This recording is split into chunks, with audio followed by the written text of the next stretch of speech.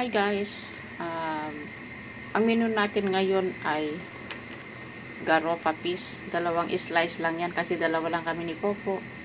Meron siyang sili, di naman mahanghang ito.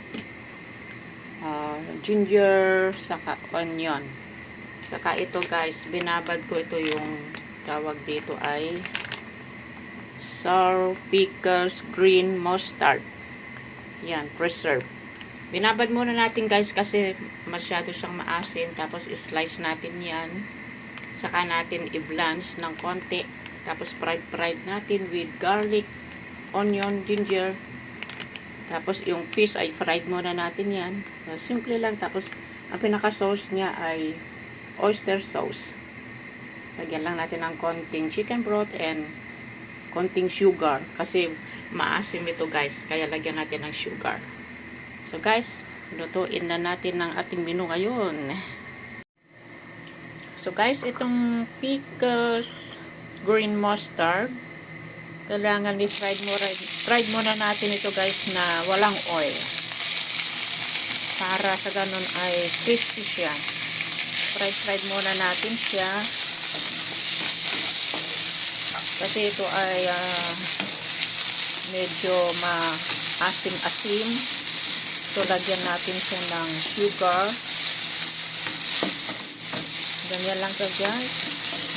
After na na-fried na natin siya, lalagyan na natin ng konting oil and kanyang onion and ginger. Ayan. Lagyan na natin yun. Where is my ginger? Ayun pala dito ng ginger.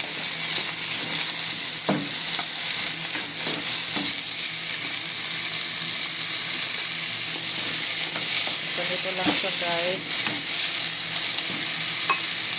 Then, mag-add na tayo ng konting oil.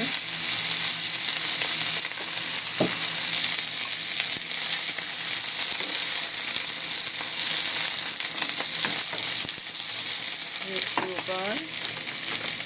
Ilas na natin yung ating konting fish. Sugar.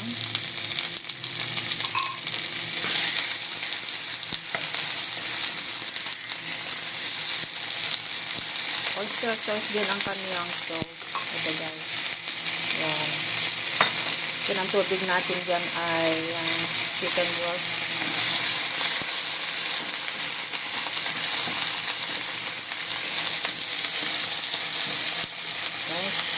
Guys, almost done. Konting ano lang, patuyuin lang natin ng konti guys. At magiging okay na. Dinner time. Ito na yung ating garopa fish with sour pickle green mustard with sili.